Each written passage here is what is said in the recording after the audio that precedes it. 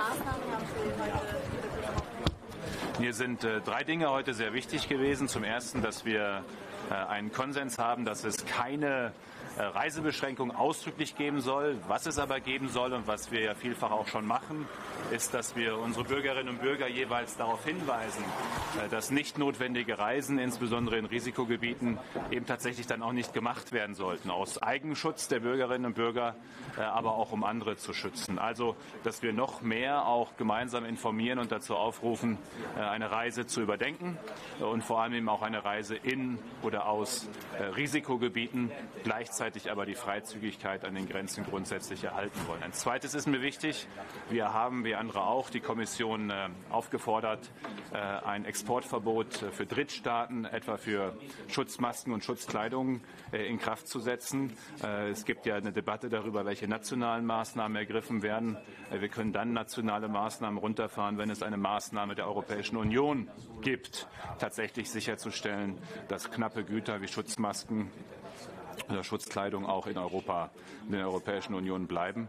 Und einen letzten Punkt möchte ich ansprechen, den haben wir wiederholt schon diskutiert, aber heute in einer Dringlichkeit wie selten. Wir sollten als Europäische Union nicht in diesem Umfang wirtschaftlich und in unseren Lieferketten abhängig sein von China. Das spüren wir ja schon länger, wenn es um Arzneimittel geht, aber jetzt auch bei Schutzmasken sehr konkret im Gesundheitswesen. Aber mein Eindruck ist auch, das geht darüber hinaus in unserer wirtschaftlichen Verflechtung. Das ist keine Sache, die in 2 Wochen zu lösen ist und aufzulösen ist. Aber generell brauchen wir eine geringere Abhängigkeit wirtschaftlich und in Lieferketten von China. Das ist heute noch mal sehr deutlich geworden. Minister Spahn, could you also please answer in English what kind of measures were taken and also could you repeat the China question? What is important is that we agreed that there is no official or state measures at the borders. Actually, that there is freedom of movement, but at the same time that we give advice and hints to our citizens that they should avoid traveling to areas with a cluster outbreak like in North Italy or even in Western Germany, that if not necessary, then they should not travel to these regions at this time during the outbreak. And if that is a common advice of the whole of Europe, all European ministers, I think that's a chance actually to bring it to the people. It's to self-protect. Self-protection for the people, and it's to protect others, and that is actually a big important message. And the second is we should become less independent of China economically and for our supply chains regarding protection, clothing, for example, or regarding drugs. And that was, once again, I have to say, but now in a kind of actually real urgency, again our conclusion.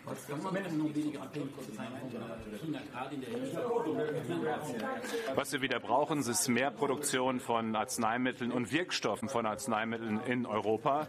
Das ist nicht kurzfristig zu machen, das ist offenkundig. Der Aufbau von Produktionen wird sicherlich eher Monate und Jahre brauchen. Aber wir brauchen Anreize, wirtschaftliche Anreize für Unternehmen, Produktionsstätten wieder in Deutschland zu haben. Das kann bedeuten, das sei dazu gesagt, dass wir wieder an bestimmten Stellen auch mehr werden bezahlen müssen, etwa für Generika, nicht nur Centbeträge. Aber ich denke, die Sicherheit geht hier vor ökonomischer Effizienz. Minister, quick word with the BBC. I mean, two questions. One is, are there any ministers in the room that met that believe that there is a possibility now of still trying to contain the virus, or is everybody of the mind that this is about delay? This is going to hit, but it's when the peak happens. Well, what we have actually found out, or what we saw, that we are in different status right now, that there are countries that still can follow the policy of detect and contain because they only have so far infectious patients that actually have connections with abroad from Italy or China or Germany, but then they were able to stop the infectious chain. And there are other countries like Germany, France, Italy, obviously, where we have a different situation, where actually it's still about containment and slow it down. That is very, very important. But the epidemic is in the country, in Germany. So actually we have to deal with it. like Italy, like France, and I'm very sure sooner or later almost all other European countries too. And so the most important thing is really to slow it down and to mitigate then in the next step. And I would say, for example, regarding Germany, we have different phases in the country now. In some regions, obviously it's more about protection already.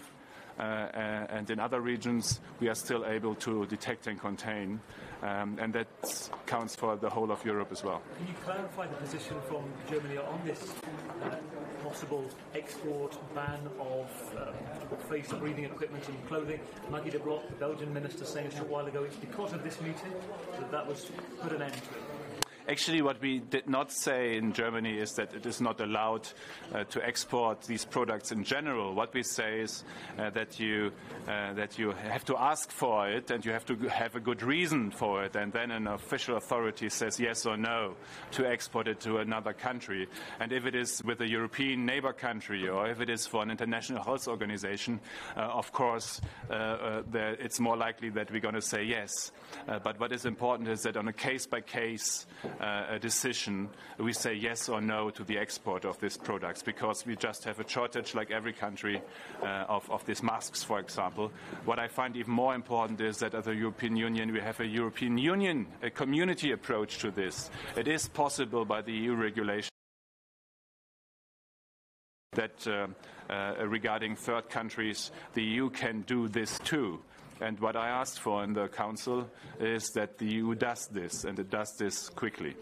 By the way, if I might mention, what I asked for too is that for the future, we ask our neighbor countries like the UK, like Switzerland, Norway, Serbia, other countries too, that we invite them as guests to our meetings, because this is about security for our citizens. And this is not about just European Union, this is about Europe. And for this special issue of coronavirus and health security, I really do believe that we need our European countries, neighbor countries, in the room. And that is actually what I asked for too. One last one. Solidarität zwischen Mitgliedstaat über die Maske. Es gibt Solidarität oder nicht? Was wir im Moment sehen, ist, dass die Masken, die Schutzkleidung nicht da sind, wo sie wirklich gebraucht werden, sondern sie sind da, wo der Preis am höchsten ist, der bezahlt wird. Das heißt also, im Moment funktioniert die Verteilung überhaupt nicht im Markt, weil es geht nur nach dem Preis und nicht nach dem Bedarf. Und deswegen haben wir eben gesagt, wir wollen das ein Stück unterbinden. Ja, in einem ersten Schritt durch nationale Maßnahmen. Aber ich sage nochmal, es ist kein generelles Exportstopp, sondern im Einzelfall kann genehmigt werden, insbesondere in der Zusammenarbeit mit europäischen Partnern, insbesondere aus Solidarität, etwa auch mit Nachbarländern. Aber wir brauchen Mechanismen. Nur den Preis entscheiden zu lassen bei etwas, was wir so dringend brauchen für unsere Ärzte, für unsere Pflegekräfte, um sie zu schützen, das ist eben nicht genug. Und ich würde mir wünschen, wir hätten europäische Mechanismen. Danach habe ich gefragt heute hier. Und die Kommission gebeten, sie auszuarbeiten, dann bräuchten wir eben weniger nationale Mechanismen an dieser Stelle. Ich kann übrigens bei der Gelegenheit auch die Bürgerinnen und Bürger einfach noch mal bitten, wenn sie fragen, welchen Beitrag sie leisten können. Alle Hygieneexperten sagen uns, für den Hausgebrauch zu Hause reicht Händewaschen mit Seife, gründlich, aber das reicht. Da braucht man keine Desinfektionsmittel.